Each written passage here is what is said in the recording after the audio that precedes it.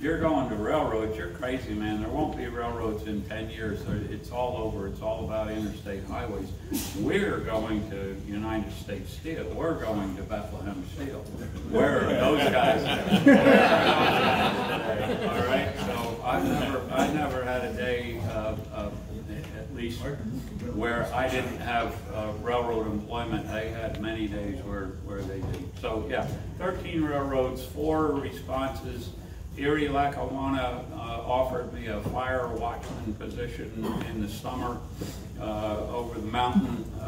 Sounded like fun, didn't take it. Long story short, firm offers came in from Norfolk and Western as an engineer, firm offers from Delaware and Hudson. My wife made the decision because Norfolk and Western said, you're gonna be in an executive training program for 2 years. You'll move 4 times in those 2 years, and then at the end of that, you can determine where you want to work and live. Everybody told me, no, no, no, you're going to Bluefield, Virginia, you're going to go to the coal yards, and that's where you will work and live. And so went up to Delaware and Hudson, interviewed there, loved the people, loved the railroad, already had that picture emblazoned in my mind of the RS3, and literally put it in front of my wife and said, which do you want to do? Because the D&H said you're going to live in Albany, and you know, you're not going to move, that's what you're going to do. At least that's what they thought at that time. So she made my wife made the decision, no, we're not going to move around, we're going to Albany. So you started as a bridge and building inspector, and then when Conrail began operations in '76 and the D&H was expanded with its expansion lines, you were kind of airdropped from engineering into operations. You eventually took over management responsibility for all D&H operations on the Conrail trackage rates. Can you talk a little bit about the D&H's relationship with Conrail and kind of how that shift in your role professionally changed how you ended up in your future career? Okay, so again, I wanted to be an engineer, a bridge engineer, a track engineer, and I get a call. I'm watching this thing called Conrail develop, and the multiple USRA acts that Congress was going through. And so I get a call one day, and it may have been from that hombre, Bill Collins, sitting right there. And guilty as charged. Yeah. And so these were shoemaker times, I think, and the issue was we need someone to go to Allentown, Pennsylvania, to head up this expansion lines that are going to happen on April 1st.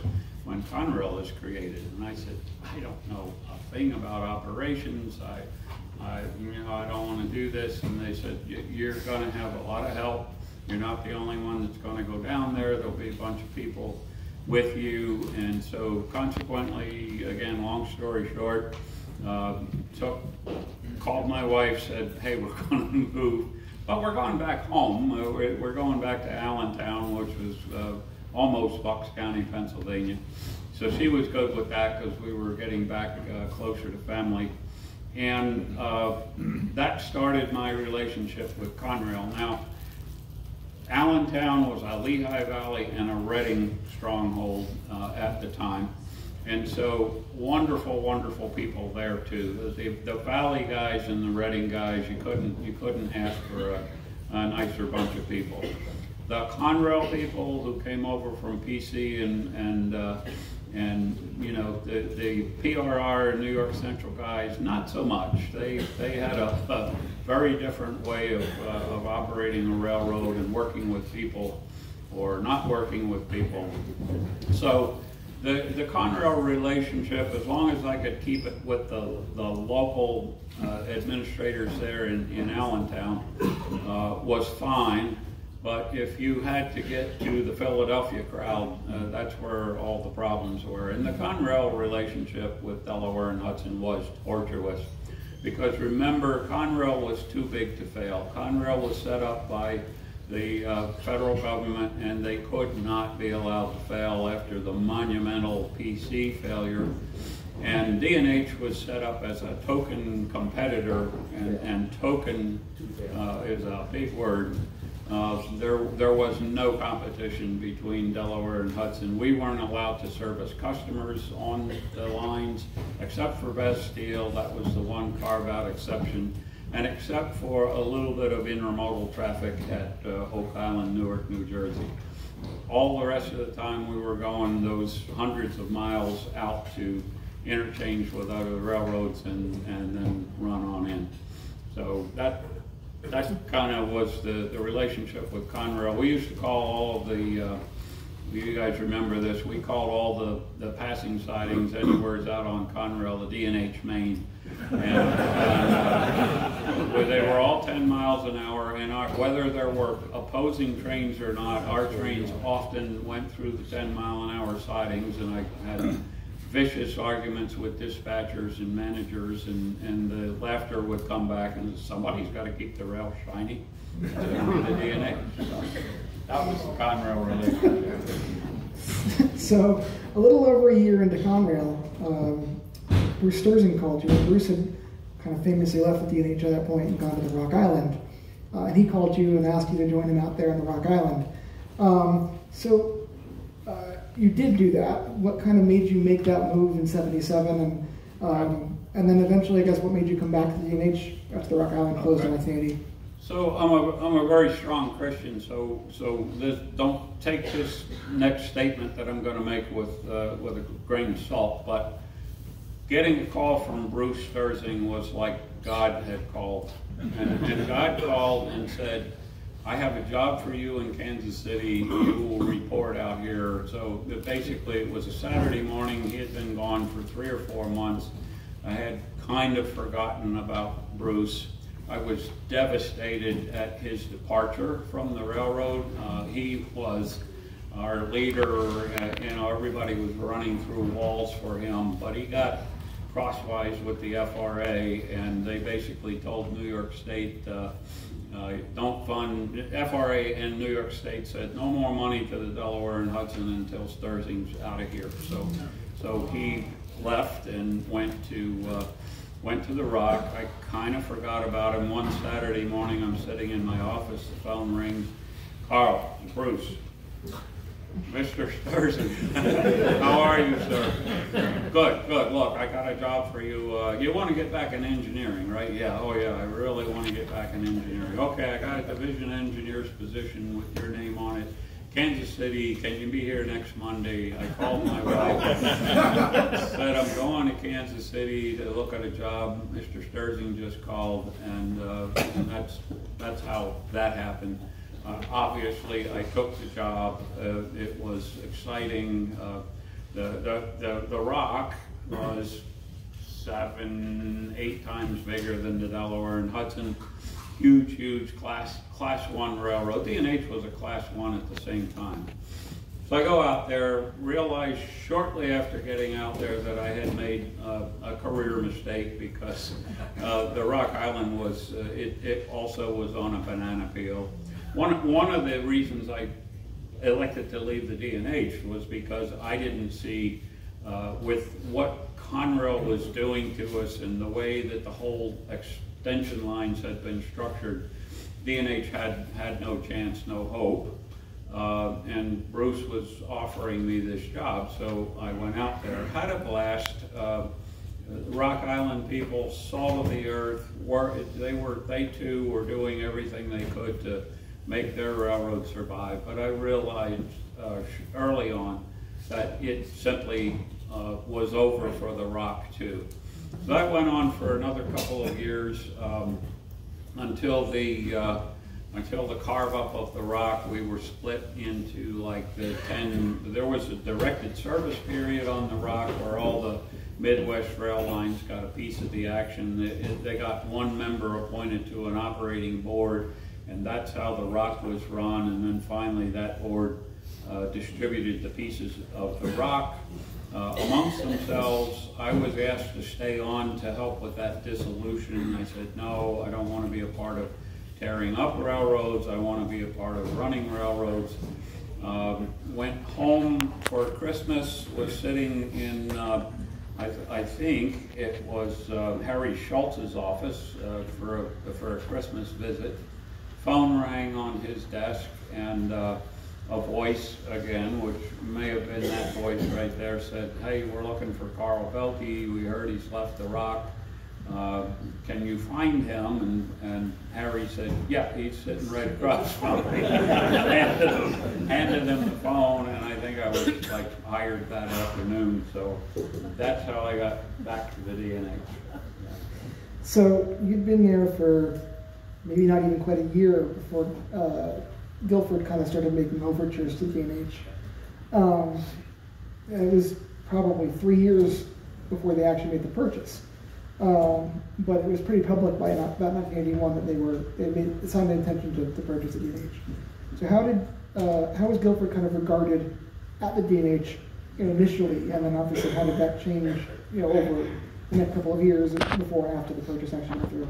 So again, setting the stage, the Delaware and Hudson was still in severe trouble. We were bleeding cash. We were getting federal grants at the rate of $1 million here and there. The situation was very bleak. Oak Island, the operation into Oak Island was the real money pit. We were losing money with every train that ever went down there. Every container and box that was touched was a loser. And yet, everybody was still trying to figure out a way, hope against hope, that maybe we can make this thing work. So, got I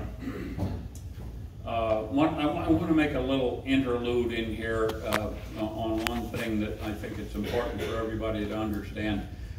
Once I got in my office, and we had moved the offices from downtown Albany up to Waterville, to the trailers in Waterville, and Lynn Sisto, who was my secretary at the time, Lynn comes into the office one day and she says, "Two Conrail high railers just pulled up outside. There's a bunch of guys getting out, and they want to talk to you. Would you talk to them?" And I said, "Bring them in. Talk to anybody about anything." So it was Hasselman, Don Swanson, Ron Conway, and Charlie Marshall, and a whole host of other divisional and regional officers, and they sat down and said, we're on our way back from Montreal, been thinking about the DNH dilemma, want to talk to you. And they sat down and they laid out a map on my desk, and they said, here's our plan. They made a proposal to me, and they said I could have my top 5 officers and me, and we'll give you a job. You're going to have a great job and a great career with Conrail, and here's what we're going to do with the DNH. And the DNH no longer existed from Oneonta to Schenectady. That was getting torn up, and they said that there'll be a branch line up to Oneonta, and we'll run a local up there 3 days a week. Don't need that. Conrail already covers all of that. And the extension lines are gone. It's ridiculous to keep up this pretense. And of course, I told them I would take it under advisement, which I had made the decision before they got out of my office. But then I sat down with Brian Hans and John Parola and Steve Fisk, our operating team at the time, and we basically said, not happening, not a chance in all the world. So we told Conrail. So back to Guilford, situation really, really bleak, and we are looking at Mellon at the time. Dave Fink's name wasn't really much of a name at the point. It was all about Tim Mellon. Tim Mellon was going to ride in with his $70 million and on his white horse, and life was going to be great, and it would turn the DNH around. DNH would become a part of this massive New England system. And so we made the decision that, all right, let's run this one out. That's probably the way to go. for those that are wondering, that story about the Conrail guy showing up was not in my book. I hadn't heard that one yet. So I'm sure there's a lot more stories. So obviously, as Guilford kind of went on, there was a series of strikes in '86, and you were kind of in that weird spot, kind of between management and labor, in that you would kind of come up through the ranks in the labor end of things and ended up kind of in a management position. So what was kind of the atmosphere on the railroad in '86, '87 during the strikes, and how did that kind of play out for you and for the bankruptcy that ended up happening? Well, those were tortuous years for all of us. Those were tortuous years for management, and they were for the workers tough times. I would like to say that we always kept our heads about us, though, because there were times when I would bring the donuts and the guys would have the coffee at the gate, and as I made my way through the picket lines, we'd exchange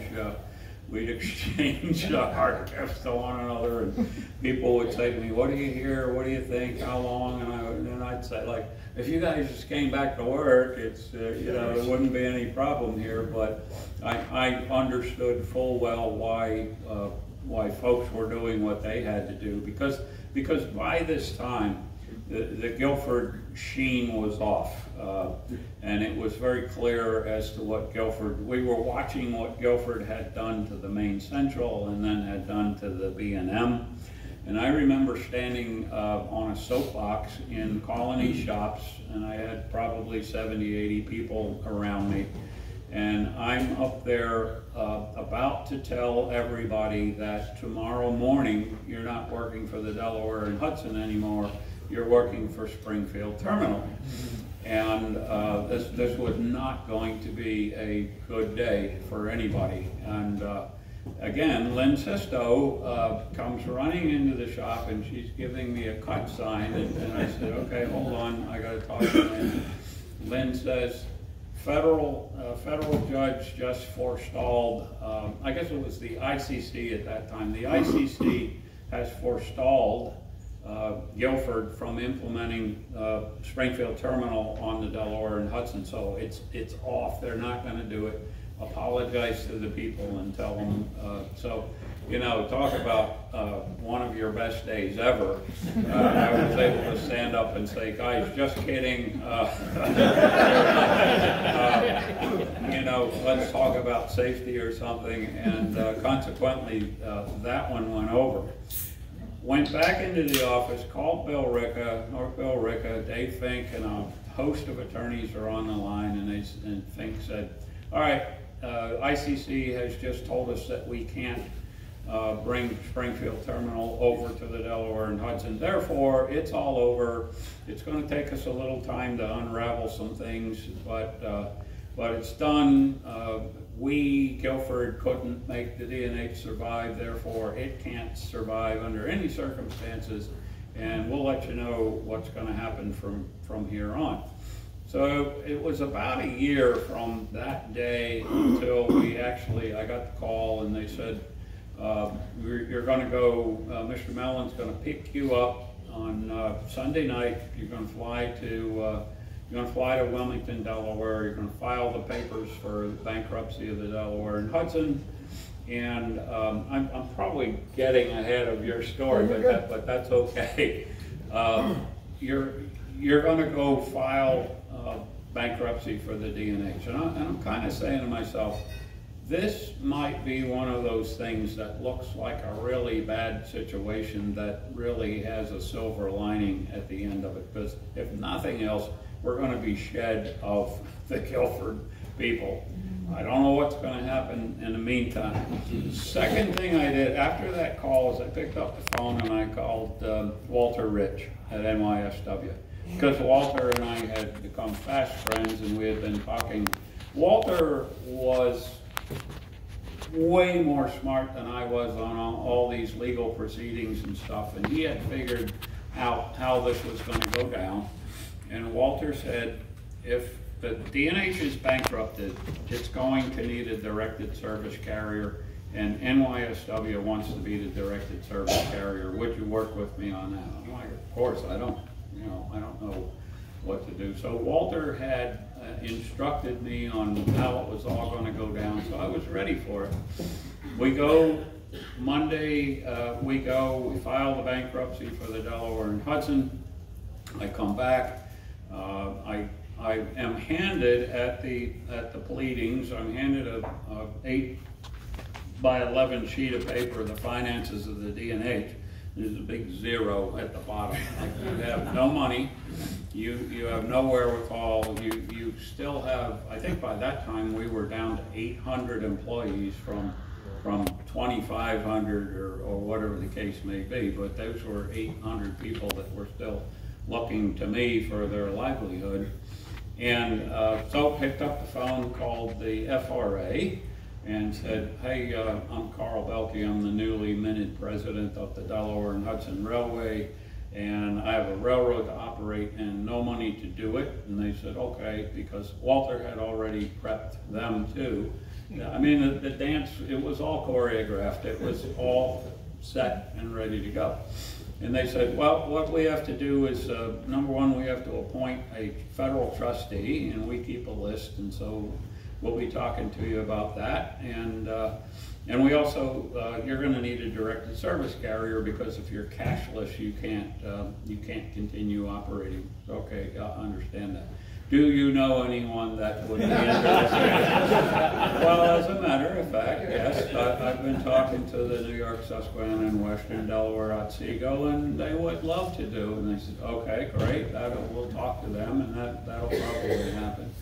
So that we actually, when I say we, me, John Parola, Brian Huntz, Steve Fish, a couple of other people actually ran the railroad for a week or two in a cashless state, kept things going, because you have common carrier obligation. You have to keep delivering the freight. And we did, and people were patient. Just the news that Guilford was gone was a big uplift to the people. Yeah, we're bankrupt, we don't know what's going to happen next, but Guilford's gone. So that's how that went down. So you've flown down to Wilmington. You've had a discussion about a rental car. You flew back to Albany, and as I understand, you were left on the tarmac there at the Albany airport and never at home. And you called Walter, and now they were assigned director of service a couple days later. So this is like June of '88. So what was it like, kind of working with Walter? Working to rebuild the railroad, working to make it into something that was even a saleable asset at that point. And what was your experience then as president, but working under a bankruptcy trustee and under Walter Rich in that situation? The first thing, then, I had already mentioned that the FRA was going to appoint a trustee. So they sent us a sheet of about 6 or 7 possible trustees, and we did our due diligence on them and about them. And there was this one guy, Frank Casello, that nobody could find anything about him. He had obviously never done a railroad. There were a couple of trustees in there that everybody basically said, and much of this is coming from Walter, basically said, that guy will liquidate this thing in a heartbeat. That guy is so pro-Conrail, it isn't funny, and if they appoint him, it's done, it's over. D&H will be liquidated. But for whatever reason that I don't know that I still really clearly understand, Francis DeSello was picked, and Frank came up from DC to meet us, and picked him up at the airport and drove over to the Colony shops and parked in front of the trailers. And I look in the rearview mirror, and Frank's sitting back there with this really confused look on his face, and I said, he had a couple of attorneys with him. They're all like, where are we? And I said, this is headquarters. And he said, where's that big castle building? I said, we sold that to the New York State Department of Education like 2 years ago. That's no more. And they're like, oh my God, what have we done? long story short, with respect to Frank DeSelvo, couldn't have asked for a better trustee in all the world, because he sat down with us, again, the team, and he said, guys, he said, I don't know anything about railroads. I've done all kinds of bankruptcy proceedings, but I've never tackled anything like a railroad. What do we do with this thing? And in unison, I remember all like Fisk and Parola and Hans, we can make this work. There's life here. We can make this go. We just need some help in the battle with Conrail and so forth. And so Frank went back and talked to a number of people, and the second thing that happened is that we were appointed a wonderful federal bankruptcy judge by the name of Helen Bailick. Now, Helen has passed away now, but she was an amazing woman. Never went to college, passed the bar exam, self-taught, and just sat down and took the bar exam and passed.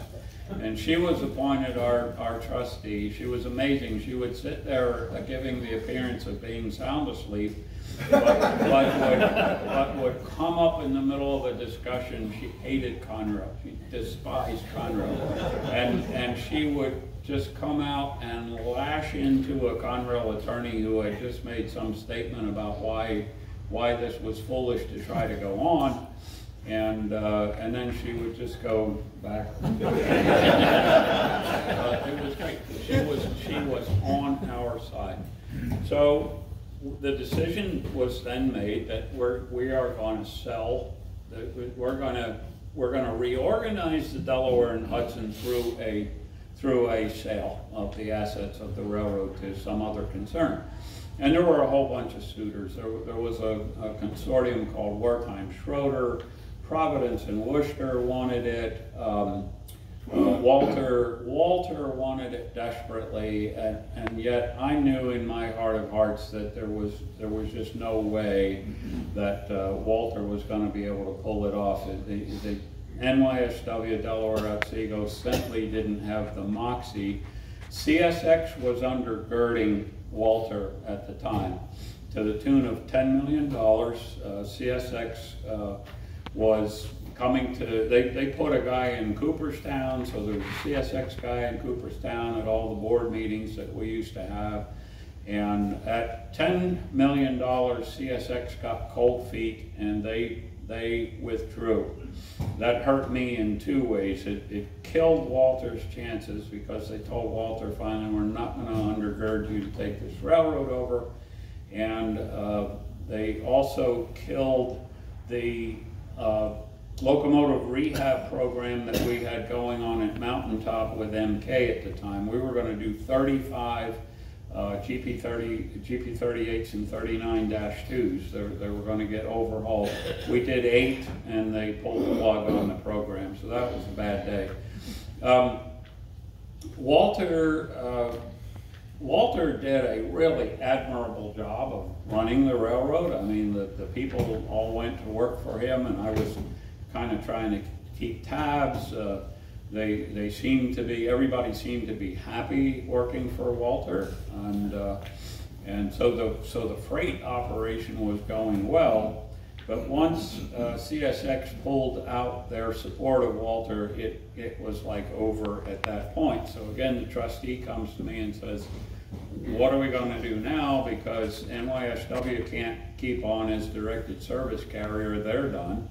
And our team said, and I want to mention Joe Delano. You guys remember Joe was on team, as was Chris McDermott. Chris McDermott was still in the team too, Chief Mechanical Officer. So we said, Frank, we can run this thing. We can make this work, and we did. When Walter withdrew as directed service carrier, we ran the railroad for 6 or 7 months. Break even. There was no bleeding. We were able to operate. Now, what we were doing all that while, so this is like a 3-year period, we were talking to all these suitors: Canadian National, Canadian Pacific, Wertheim Schroeder, Providence and Worcester, Delaware, Otsego, and there were at least 2 or 3 others that I can't even remember at this point in time. Providence and Worcester couldn't do it because they wanted to do a stock trade. They wanted to trade their stock for, and it's like, you know, P&W, get real. You're a couple hundred miles long, and you want to take on a 1,700-mile railroad. It's just out of your reach. So they were cut out. Wartime Schroeder dropped out at like $15 million. Canadian National couldn't do it because they were still a Crown corporation at the time and were not permitted, back in those days, they weren't permitted to pick up a U.S. entity. But CP was able to. CP had a first offer of $35 million on the table. We took that to the 11th hour and 59th minute, at which point Conrail got involved and warned them that, you know, we will kill you if you even think about doing this, in as many words. You know, they said it in nice legal terms, but the handwriting was on the wall that we are going to make this is going to fail if you do it. So they dropped out the first time. We thought it was all over again. We thought it was liquidation time. Federal trustee DeCello went back to work, sat down with CP, reduced the price to $25 million, and assumption of some debt and so forth. And that time they went through with the deal. So have I answered that question? That was you mentioned, so there were when the final bids came in, there were five bids that came in for the D&H. Wartime Schroeder would actually end up putting a bid in, but they were backed by CN. Yes. That was one of the bids. P&W did put the bid in for the stock trade. Delaware Otsego, CP Rail, and the 5th bid was Guilford. They bid on the railroad that they bankrupted. Totally. Yeah. So that got thrown out pretty quickly. I actually had the opportunity to talk to Mr. DeSello, and he said that wasn't even considered seriously. But so obviously the railroad was sold to CP. It was January of '91 was the final signing of documents, and he went to work for CP. So what challenges do you think CP faced in kind of the same deal, turning the D&H around from a bankrupt railroad into something profitable? And I guess 32 years later, and you're still working in the industry, how do you think they've done? Yeah, so again, at the time, CP looked like the white knight riding in on a horse. And for the first year or so, that was the case. They brought us power, they brought us a lot of track work. There was welded rail put in. There were tie programs all over the place. I remember, again, John Parola had gone over to CP for a time, and he was talking to me routinely about, we're pouring the money in, the railroad's gonna be beautiful. But that too kind of ground to a halt. CP people were wonderful people, they were good business people. They had no moxie to fight with Conrail. They would not take Conrail on at any level, didn't want to go after them. They were trying to figure out a way that, you know, we can through kindness make Conrail see the importance of their having a competitor, and they never got it, and they started to retrench. There was a economic time period there where things for railroads in general, like right now, were really going south. There was a great diminishment in freight business in the overall, as we're seeing at this moment. And so they started to retrench. I was, at the time for CP, I was a lobbyist in Pennsylvania, New Jersey, New York, and DC. So I was a registered lobbyist in all those places, and I was out, you know, selling the D&H, trying to get grants and trying to get money for things. And every time I would get something going, the question would inevitably come, okay, how much is CP putting into this? And the answer was always like, well, nothing. You know, you're going to have to help us with this. And basically my personal credibility was tanking. And I finally came to the point after 3 years with CP that great people, but no fight, no moxie whatsoever, and it's time for me to bail because this thing again is not going anyplace. And then we watched CP retrench from the extension lines and give up all the things that we had fought for. I get it, you know. Our going to Potomac Yard when Potomac Yard wasn't even going to be there anymore was a long shot. I think we should have stayed in like Enola, and I think we should have stayed in Buffalo, but they just let it all go. Cut deals with Conrail. They cut some awful deals in Philadelphia. Philadelphia has a thing called the Philadelphia Beltline. I work with them this very day, and it gives any foreign railroad, any railroad coming into the city has the right to serve all customers in the city of Philadelphia. Conrail said, no, that's not what it means. You know, it doesn't mean that at all. It means this and that. And so that turned into a quagmire of court battles and court fights, and they finally gave up that fight. Should have seen it through. And so consequently, I again saw the handwriting on the wall for myself personally that I need to go find something else to do, and I did. So I got one more question for you, and then we can see if we have some time left for Q&A. I'm not sure where we are in schedule here, but you work with some people that are, you know, somewhat legendary in the railroad industry in terms of Bruce Sterzing and Kent Shoemaker and people all over the map. You mentioned to me at one point when I was interviewing you for my book that your favorite thing about the railroad was the people, especially the D&H. And so, do you have any memories of those people specifically that are worth sharing? Well, as I said earlier, God called. So you know what I thought of Bruce Sterzing. And by the way, it's just about 2 years ago today that we lost Bruce. Mm-hmm. And maybe 18 months ago that we lost Howard. So two Howard Hunts, two massive losses to the railroad industry, railroad world in the last 2 years. But Howard Hunts, Bruce Sterzing, Bill Slater, Ken Shoemaker. Ken had me come out once he went to North Dakota, right? And Minnesota. And Minnesota, he had me come out because he wanted me to come out there and run those railroads. That was a divorce waiting to happen if I told my wife that. I mean to tell you, it's in the middle of nowhere, and it was a fascinating railroad, a lot of stuff going on. Wasn't for me. But these people, these were amazing people, and again, back to the just the regular railroaders. We've talked about Bernie O'Brien here today. I mean, seriously, Charlie Clemick, Lou Baston. You couldn't get on a locomotive on this railroad with Lou not standing up and saying, "Sit down there, young man, you know, take that throttle. I don't know how to do it. I'm going to be right behind you. Don't worry about a thing." That's how I learned to run. And you know,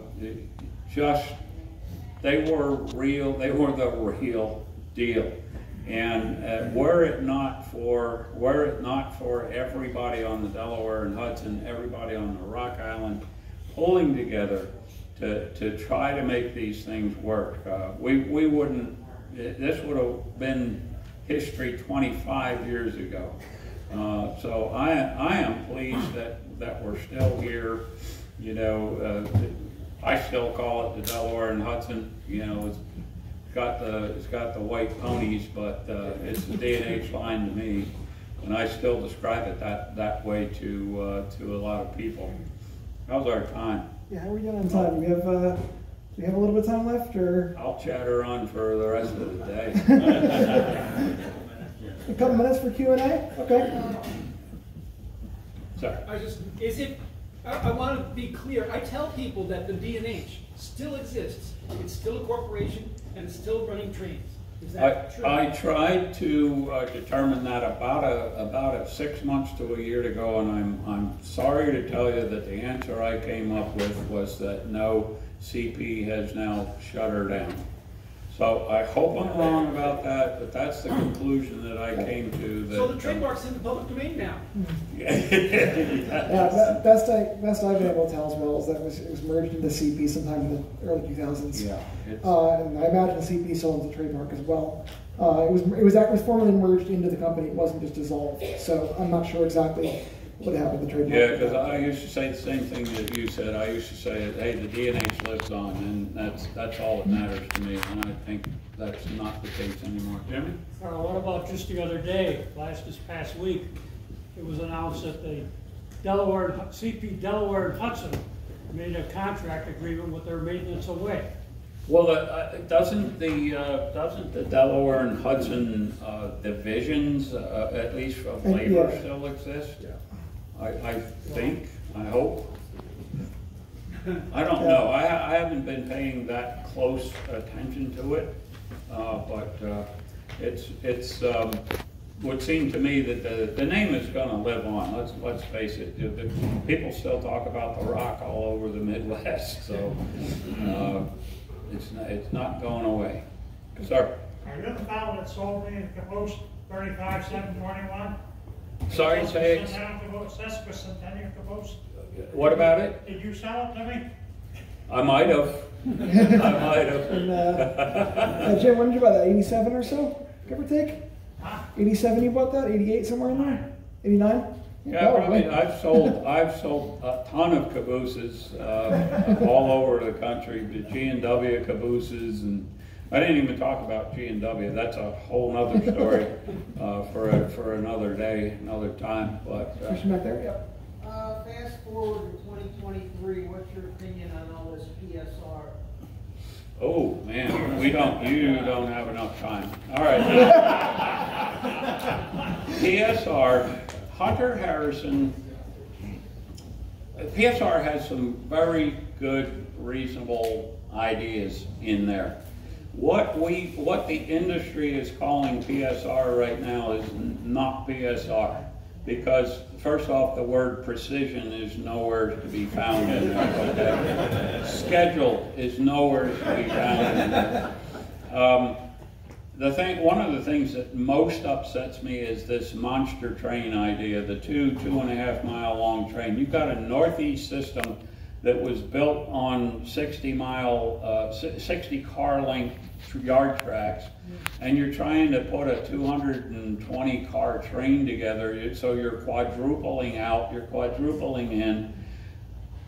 Yes, there's no question that a monster 2.5 mile long thing rolling along at 40 miles an hour is the most efficient thing in the world until the problem happens, and then it's over.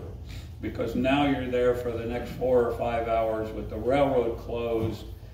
You're not going to walk back with a knuckle. You're going to wait for the road truck to get there to fix the problem.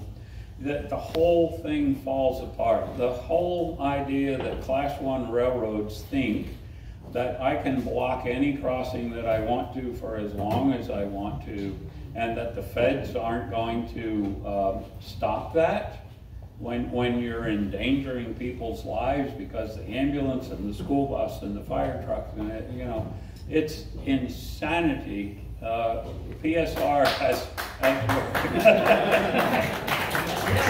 as we're calling it today, is insanity. If you want, the way to run a railroad PSR style is the Santa Fe model of 1980. I used to live in Olathe, Kansas, Santa Fe main line.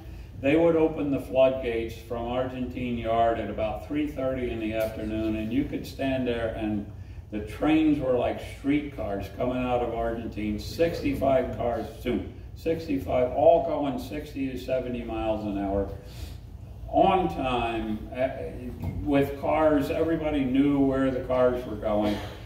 The whole premise of PSR is that I will tell you, customer, you can be assured that your car will be here on Thursday morning by 10 a.m. None of that happens. None of that happens. Not when you're waiting 18 more hours to get the 220th car to run the train. That's not customer service, and it's not precision, and it's not schedule. I'm going to cut it there because I could keep on going. I think we're good. Okay. Tommy?